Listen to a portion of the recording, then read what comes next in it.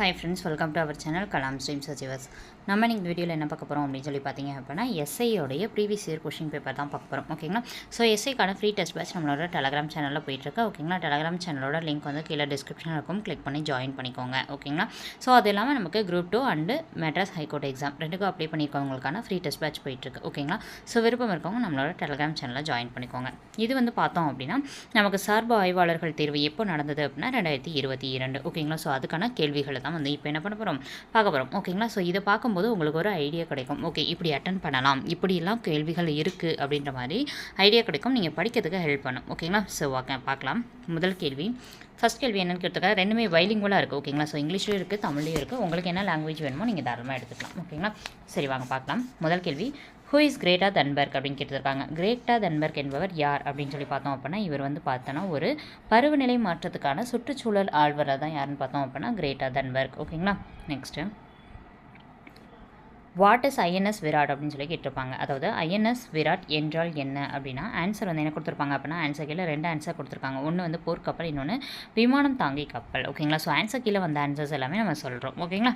அடுத்த கேள்வி, பொறுத்துக கொடுத்துருக்காங்க. ஸோ இது ரொம்ப ஈஸியானது தான். ஓகேங்களா? நூல்கள் மற்றும் நூலாசிரியர் படிச்சிருந்தாலே ஈஸியாக மேட்ச் பண்ணிடலாம். ஸோ வந்து இதுக்கான சரியான ஆன்சர்னு பார்த்தோம் அப்படின்னா ஆன்சர் வந்து பொன்னியின் செல்வன் அப்படின்னா கல்கி. ஓகேங்களா? ஸோ மணிமேகலை பார்த்தோம் அப்படின்னா சீத்தலை சாத்தனார். அடுத்து குயில் பாட்டு நமக்கு சுப்பிரமணிய பாரதியார், நமக்கு நல்லா தெரியும். சிவப்பு களத்துடன் ஒரு பச்சை பறவை. ஓகேங்களா? இது ரீசெண்டாக போயிட்டுருக்கு. ஸோ வந்து சிஎஸ் லக்ஷ்மி, இது கரெக்ட் அஃபேர்ஸ் ஓரியன்டட், நல்லா படிச்சிருந்தா தெரிஞ்சிருக்கும். ஸோ வந்து இதுதான். அப்போ ஆன்சர் என்னென்னு பார்த்தோம் அப்படின்னா ஆன்சர் ஏ. நெக்ஸ்ட் கொஸ்டின் பார்க்கலாம். Who is the president of Ukraine? ஓகேங்களா? எதுக்காக இந்த கொஸ்டின் கேட்டிருக்காங்க அப்படின்னா ஏன்னா கரண்ட் அஃபேர்ஸ் ரிலேட்டடாக. ஓகேங்களா? ஏன்னா கரண்ட் அஃபேர்ஸில் உக்ரைன் ரஷ்யா வார் போயிட்டுருக்கு பார்த்தீங்களா?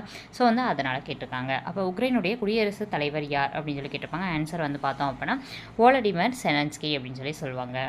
நெக்ஸ்ட்டு, புதின் அப்படின்றவங்க எந்த நாட்டுடைய பிரசிடென்ட் அப்படின்னு சொல்லிட்டு நீங்கள் என்ன பண்ணுங்கள், கீழே கமெண்ட் பாக்ஸில் கமெண்ட் பண்ணுங்கள்.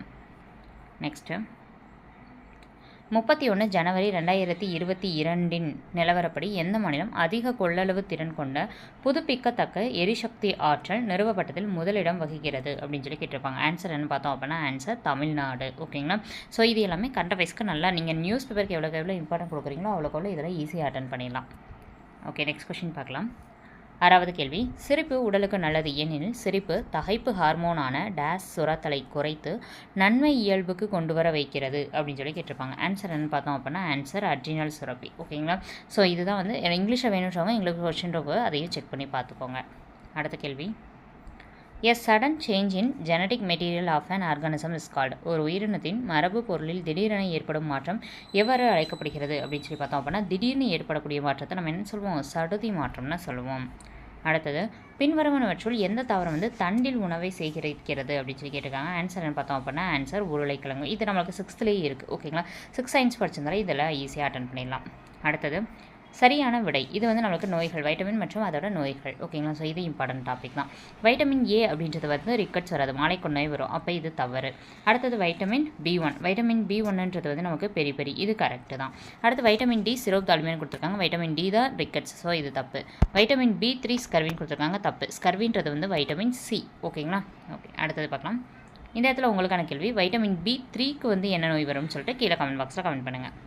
அடுத்தது, ELISA test and western blot test are used to detect these disease. அதாவது வந்து எலிசா சோதனை மற்றும் வெஸ்டர்ன் பிளாட் சோதனை வந்து எந்த நோய் பாதிப்பு கண்டறிய பயன்படுகிறது அப்படின்னு சொல்லி கேட்டிருப்பாங்க. ஆன்சர் என்ன பார்த்தோம் அப்படின்னா ஆன்சர் எய்ட்ஸ். ஓகேங்களா? ஸோ எய்ட்ஸ் கண்டறியதுக்கு தான் இதை பயன்படுத்துவோம். அடுத்த கேள்வி பார்க்கலாம். ஹூ இஸ் ராங்லி மேட்ச்டு அப்படின்னு சொல்லி கேட்டிருப்பாங்க. இது வந்து தவறாக பொருந்திருக்கு அப்படின்னு சொல்லி கேட்டிருக்காங்க. ஆன்சர் என்றதை பார்க்கலாம். ஆன்சர் ஏ தான் வந்து தவறாக பொருந்திருக்கு. தீப்பாறைன்றது சுண்ணாம்பு பாறைன்ற மேட்ச் வந்து தவறு. இப்போ படிவு பாறை அப்படின்றது நமக்கு மணற்பாறை. அடுத்து ஊடுருவிய பாறை அப்படின்றது இங்கே ஊடுருளிய அப்படின்றது ஊடுருவியன்னு சொல்லலாம். ஓகேங்களா? ஸோ வந்து ஊடுருவிய தீப்பாறைன்றது செல், உருமாறிய பாறை அப்படின்றது வைரம். ஓகேங்களா? ஸோ பாறை மற்றும் மண்ணெலாம் நமக்கு 8th இருக்கும், அதில் தெளிவாக படிச்சுக்கோங்க. அடுத்தது, mangrove forest is located in days district அப்படின்னு சொல்லி கேட்டிருப்பாங்க. இதுவும் நம்மளுக்கு ஈஸியாக இருக்கக்கூடிய ஒரு கேள்வி தான். ஓகேங்களா? ஸோ கடலூரில் இருக்குது. ஓகேங்களா? கடலூர், சிதம்பரம், இது எல்லாமே நம்மளுக்கு என்ன பண்ணியிருப்பாங்க, புக்கில் பிச்சாவர காடுகள் இந்த மாதிரிலாம் கொடுத்துருப்பாங்க. அப்போ மேங்க்ரோவ் ஃபாரஸ்ட்ன்றது கடலூரில் இருக்குது. அடுத்தது, மோஸ்ட்லி சதுப்பு நில காடுகள் எல்லாமே கடலுக்கு பக்கத்தில் எங்கே இருக்கோ அந்த ஏரியாஸில் தான் இருக்கும். அடுத்தது, பின்வரும் வாக்கியங்களை கருத்தில் கொண்டு கொடுக்கப்பட்டுள்ளவற்றில் சரியான வாக்கியத்தை வந்து தேர்ந்தெடுங்க அப்படின்னு சொல்லி கொடுத்துருப்பாங்க. ஸோ ஃபஸ்ட்டு கொஷின்ஸ் பார்த்துலாம். கூற்று என்னன்றதை பாருங்கள். அறிவு புலப்பெயர்ச்சி என்பது தேர்ந்தெடுக்கப்பட்ட கல்விசார் இடப்பெயர்வோடு தொடர்புடையது அப்படின்னு சொல்லி கொடுத்துருக்காங்க. ஸோ அதுக்கான வாக்கியம் என்னன்றதை பார்க்கலாம். அறிவு புலப்பெயர்ச்சி வேலை வாய்ப்பின்மை மற்றும் தகுதி வேலையின்மையே காரணம் அப்படின்னு சொல்லி கொடுத்துருப்பாங்க. ஸோ இந்த கூற்று வந்து நமக்கு இந்த வாக்கியம் வந்து அந்த இது வந்து சரிதான். ஓகேங்களா. அடுத்தது வாக்கியம் பி. பிறந்த நாடு எதிர்கால தலைவர்களையும் திறமைசாலிகளையும் பெறுகிறது அப்படின்னு சொல்லி கொடுத்துருப்பாங்க. இந்த கூற்றானது தவறு. அப்போ ஆன்சர் என்னன்னு பார்த்தோம் அப்படின்னா வாக்கியம் ஏ வந்து சரி, வாக்கியம் பி வந்து தவறு. அடுத்த கேள்வி பார்க்கலாம். Which country is the largest producer of platinum in the world? இது எல்லாமே நமக்கு 10th ஜியாகிரஃபி நல்லா படிக்கணும். ஓகேங்களா. ஸோ அந்த ஆன்சர் என்னது பார்க்கலாம். ஆன்சர் வந்து பார்த்தோம் அப்படின்னா பிளாட்டினம் அப்படின்றத பொறுத்த வரைக்கும் தென்னாப்பிரிக்கா. ஓகேங்களா. ஓகே, எப்படி நம்ம ஞாபகம் வச்சுக்கிறது அப்படின்னா பெரிய பெரிய பிளாட்லாம் வாங்கினோம் ஆப்பு தான். ஓகேங்களா. ஏன்னா நம்ம என்ன பண்ணணும், மாதம் லோன் கட்டணும்ல அப்படின்ற மாதிரி வச்சுக்கோங்க.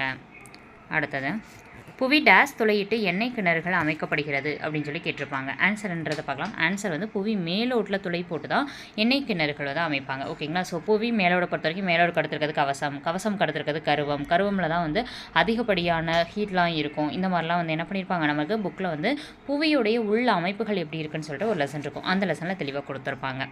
அடுத்து பார்க்கலாம். தவறான இணை என்ன அப்படின்னு சொல்லி கேட்டிருப்பாங்க. இது வந்து என்ன அப்படின்னா புரட்சிகளை பற்றி பேஸ் பண்ணி இருக்குது. ஆன்சர்ன்றதை பார்க்கலாம். சரி, ஃபஸ்ட் பார்க்கலாம். மங்கள் பாண்டே பேரக் போன்றது கரெக்ட். ஓகேங்களா. மார்ச் 29 வந்து என்னாகும் இந்த போராட்டம் அப்படின்றதுல மங்கள் பாண்டே அவர்கள் ஈடுபடுவாங்க. இது நம்மளுக்கு 10th இருக்குது. ராணி லக்ஷ்மிபாய் ஜான்சி தான், இது கரெக்ட் தான். அடுத்து வந்து வேலுநாச்சியார் சிவகங்கை தான். ஏன்னா அவங்க வந்து 1772 சிவகங்கையை இழந்துருவாங்க. திருப்பி 80 திருப்பி சிவகங்கையை மீட்பாங்க. இது நமக்கு 6th புக்கில் இருக்குது.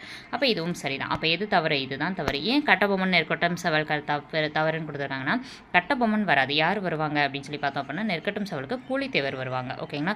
ஸோ கட்டபொம்மன் பொறுத்த வரைக்கும் பார்த்தோம் அப்படின்னா அவர் கிழக்கு பாளையம், மேற்கு பாளையம் கிடையாது. ஓகேங்களா. ஸோ மேற்கு பாளையம் தான் நெற்கட்டு சவல் எல்லாமே வரும். கிழக்கு பாளையத்தில் எல்லாமே எட்டைபுரம் வரும். ஓகேங்களா. ஸோ இவர் ஆட்சி செஞ்சது அது எல்லாமே இவரை தூக்கில் போட்ட இடம் கைத்தாறு இது எல்லாமே இவருடைய கட்டுப்பாட்டுக்குள்ளே வந்துடும். அடுத்தது பார்க்கலாம். பாஞ்சாலக்குறிச்சி கோட்டை எல்லாமே அவங்களோடது தான் வரும். ஓகே, அடுத்து 17வது கேள்வி பார்க்கலாம்.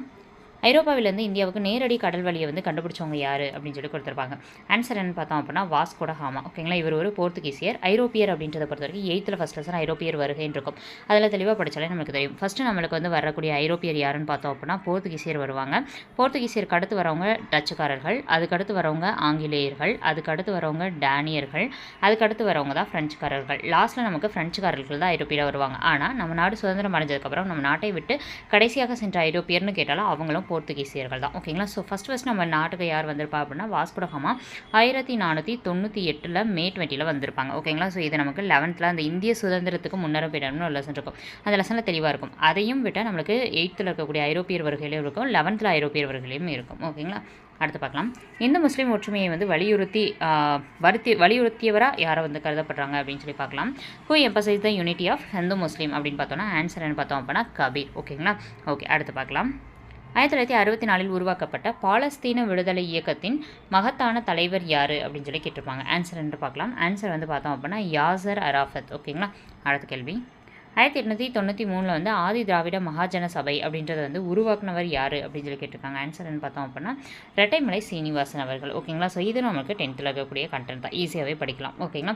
ஸோ அப்போ ஏன்னா திராவிட மகாஜன சபைன்றது ஒருத்தர், ஆதி திராவிட மகாஜன சபைன்றது ஒருத்தர், சென்னை மகாஜன சங்கம்ன்றது ஒருத்தர். ஓகேங்களா.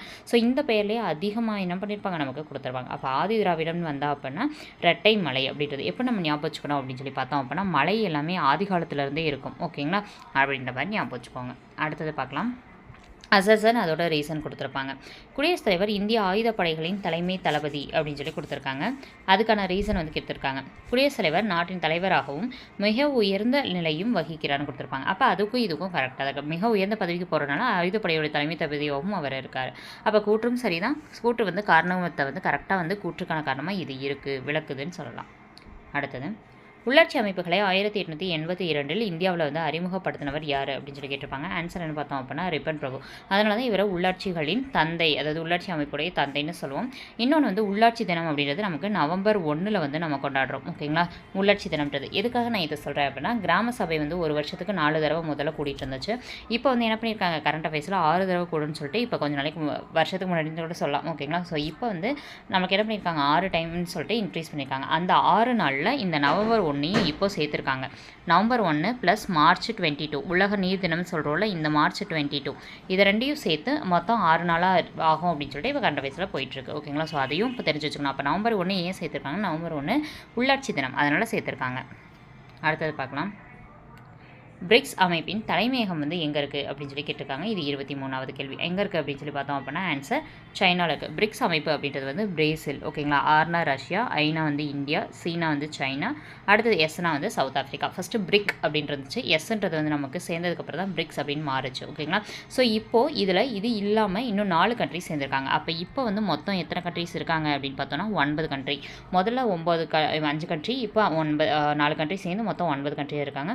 அந்த 4 கண்ட்ரியில் 2 கண்ட்ரி நான் சொல்கிறேன். எத்தியோப்பியா அண்டு அது இல்லாமல் வேறு என்ன சேர்ந்துருக்கு அப்படின்னா எஜிப்த். ஓகேங்களா.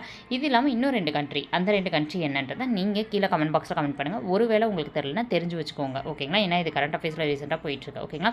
எக்ஸாம்ஸ்க்கு வரதுக்கு வாய்ப்பு இருக்கனால கேட்கலாம். ஓகேங்களா. அடுத்து, மத்திய மாநில அரசாங்கங்கள் இடையிலான சிக்கல்களை தீர்த்து வைக்கும் அமைப்பு எது அப்படின்னு சொல்லி கேட்டிருப்பாங்க. ஆன்சர்னு பார்த்தோம் அப்படின்னா உச்சநீதிமன்றம் தான். ஏன்னா மத்தியன்னு வந்துட்டாலே நம்மளுக்கு உயர்நீதிமன்றம் அங்கே போக முடியாது. அப்போ உச்சநீதிமன்றமாக தான் இருக்கும். அடுத்தது, கீழ்காணும் எந்த மாநிலங்கள் பொதுவான உயர்நீதிமன்றத்தை பெற்றிருக்குன்னு கொடுத்துருப்பாங்க. இது நம்மளுக்கு புக்லேயே கொடுத்துருக்காங்க. பஞ்சாப் அண்ட் ஹரியானா ரெண்டுக்குமே சேர்த்து சண்டிகரில் தான் வந்து இருக்கக்கூடிய அந்த உயர்நீதிமன்றத்தை தான் பயன்படுத்துகிறாங்கன்னு புக்கில் இருக்கும். ஸோ ஓகே, இது வரைக்கும் நம்ம மொத்தம் வந்து 25 கேள்விகள் பார்த்துருக்கோம். ஓகேங்களா. ஸோ இந்த 25 கேள்விகள்லேருந்து ஒரு சில கேள்விகள் உங்களுக்கு நான் கேட்டிருக்கேன். இப்போ பிரிக்ஸில் அதுக்கடுத்து லாஸ்ட்டில் சேர்ந்த அந்த 4 கண்ட்ரிஸ் என்ன, ஓகேங்களா. இந்த மாதிரி ஒரு சில கொஷின்ஸ் வந்து கேட்டிருக்கேன். அந்த கொஷின்ஸ்க்கு வந்து ஆன்சர் தெரியலனாலும் தவறில்லை, போயிட்டு கூகுளில் சர்ச் பண்ணிட்டு வந்து கமெண்ட் பண்ணுங்கள். ஓகேங்களா. சர்ச் பண்ணிவிட்டு நீங்கள் தெரிஞ்சுக்கும் போது மறக்காது, அங்கே ஆப்ஷன்ஸை பார்த்தோன்னே இதை நம்ம அன்றைக்கி சர்ச் பண்ணல அப்படின்னு ஞாபகத்துக்கு வரும். ஓகேங்களா. ஸோ அப்போ மொத்தம் வந்து இங்கே 25 கொஷின் இருக்குது. இந்த 25 பார்க்கும்போதே உங்களுக்கு தெரிஞ்சிருக்கும். ஓகேங்களா. நல்லா வந்து பாலிடிக்ஸ் நல்லா படிக்கணும், நியூஸ் பேப்பர் நல்லா படிக்கணும் அப்படின்றது இதில் வந்து நம்ம என்ன பண்ணியிருப்போம், நல்லாவே ஓரளவுக்கு லேர்ன் பண்ணியிருப்போம். ஓகேங்களா. இன்னும் மிச்சிருக்கக்கூடிய கொஷின்ஸ்லாம் அடுத்தடுத்த வீடியோக்களில் தொடர்ந்து வரும். இந்த வீடியோ எப்படி இருந்துச்சு, உங்களுக்கு இந்த மாதிரி ப்ரீவியஸ் இயர் கொஷின் பேப்பர் எஸ்ஐக்கு வேணுமா, தொடர்ந்து போடலாமான்றத கீழே உங்களுடைய கருத்து என்ன அப்படின்றத கீழே கமெண்ட் பாக்ஸில் கமெண்ட் பண்ணுங்கள். அதை வச்சு நம்ம வந்து கரெக்டாக நீங்கள் வந்து உங்களுக்கு யூஸ்ஃபுல்லாக இருந்துச்சு அப்படின்னா இந்த செஷன் வந்து நம்ம இப்படியே கன்டினியூ பண்ணலாம். ஓகேங்களா. தேங்க்யூ.